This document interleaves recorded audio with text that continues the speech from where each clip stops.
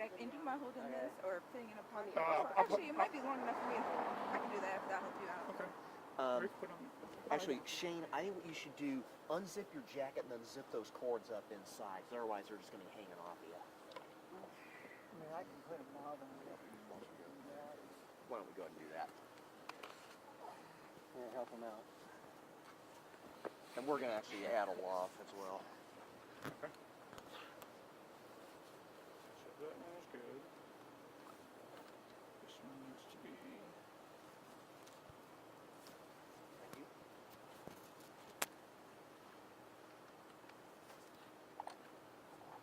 Okay. Mic check, 1, 2, 3, 4, 5. Good. a second here. Mic check, 1, 2, 3, 4, 5. Good. Okay. Same deal, just run that up inside.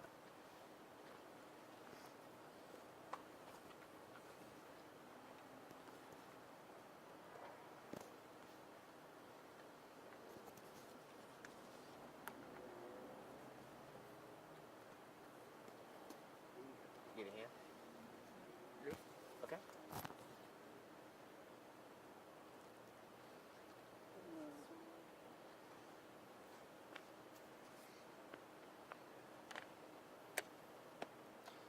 Okay. I'm going to check the audio. All right. Are you good? I'm good. Okay. Wayne, you good? Anybody not ready? Just a moment.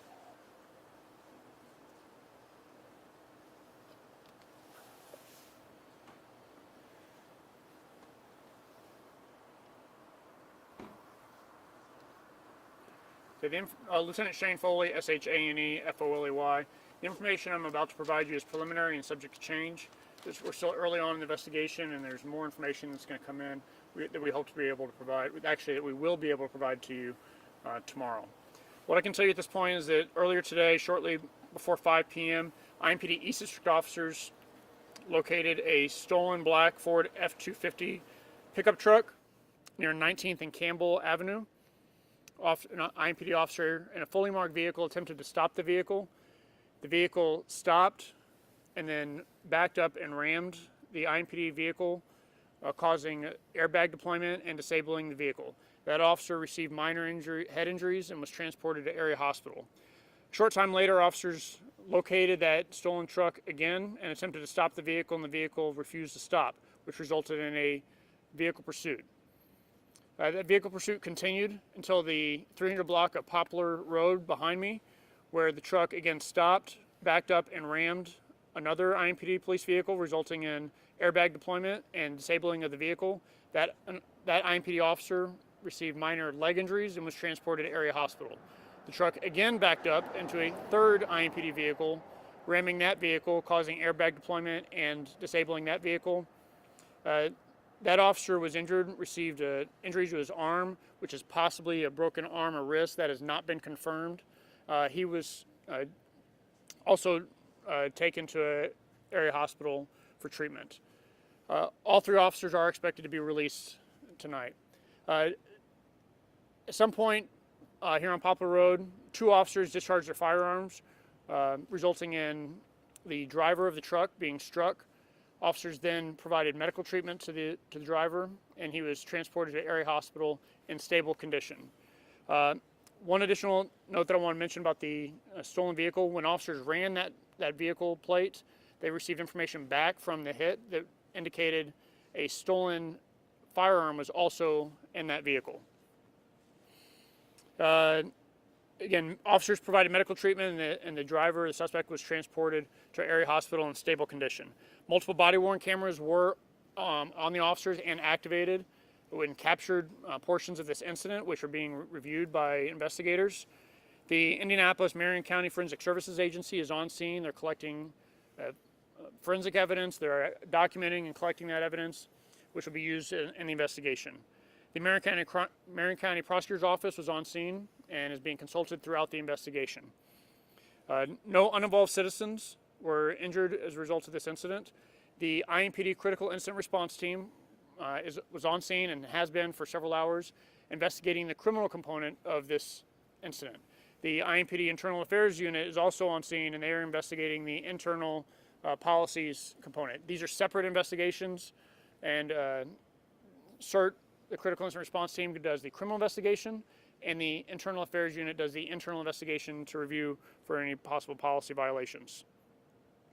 The officers involved have been placed on administrative leave as a standard protocol during an officer-involved shooting. The police officer support team, or POST, is on scene and assisting with officers, providing them with support, and the IMPD chaplain's office is also on scene. Anybody with information about this incident is asked to contact the IMPD CERT team at 327-3475. If anybody has any video evidence of what took place here, we certainly want that information so that way we can conduct the investigation. We do have photos that we'll be able to provide to you of all three police vehicles, as well as a truck. And for the media that's on scene, we'll take you down to see that. We'll be here probably for several hours as evidence is collected, speaking with witnesses, speaking with officers who are involved. So this road will be closed for several hours as that investigation continues. We do expect to provide more information tomorrow about the status of the investigation, and I think that's all. Are there any questions? What can you tell us about the suspect? It's an adult male. We expect to be able to provide that individual's identity hopefully tomorrow morning. Did this suspect have any outstanding warrants or anything like that? No. Okay. How common is it for an officer to try to initiate a traffic stop and then the vehicle in question rams the officer's vehicle like that? It's certainly uncommon. I'm not familiar with any recent that are to this extent where 3 police vehicles were disabled in the course of that action. Did the suspect ever point a gun at officers? That's something that will be part of the investigation. So the way the investigation works is that the investigators need to speak with him, and some of that information is not going to be publicly accessible at this time, just like any other investigation. We need to ensure that we have the officers give independent statements, and the information that we're providing, some of that is based upon witness testimony and body camera footage. And did you find that stolen firearm in the vehicle? Investigators are still here, and they are going to search the vehicle. They needed to obtain a search warrant. So part of that investigation is getting the search warrant, searching the vehicle, searching the vehicle, and through the course of that, we should be able to provide more information about whether or not any evidence was found inside. Getting back to the pursuit itself, all right, so we had 3 vehicles that were all rammed to the point they were disabled, correct? To clarify, 1 was at the initial scene. Right. So I can't say that a pursuit occurred there, and then 2 occurred later on during the course of the pursuit, for sure.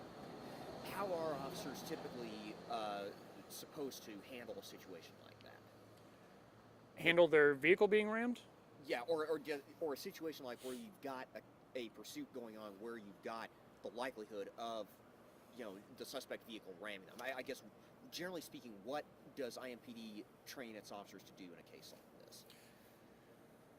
So it's a complicated question because when we go through our training, officers, we can't train to every scenario.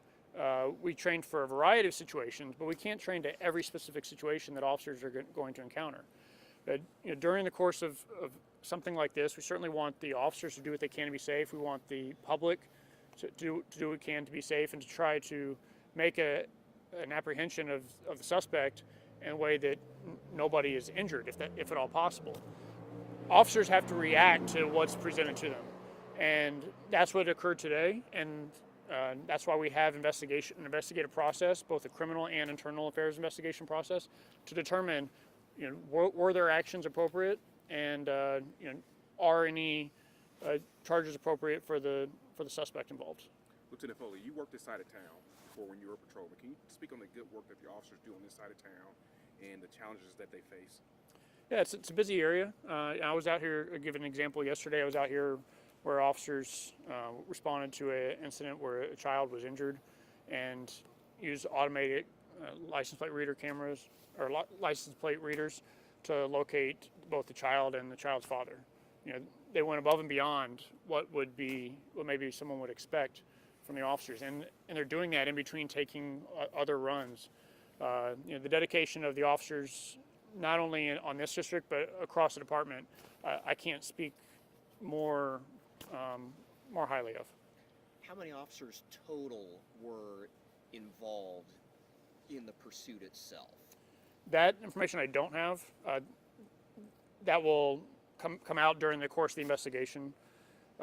We use a variety of tactics, a variety of techniques to determine how many people were involved. Because if we just look at the CAD, that doesn't tell us everything. We'll take one more question. How many times was the suspect shot? I don't have that information, but certainly that'll be something that the investigators look into and we'll have information about later. Thank you. Thanks a lot.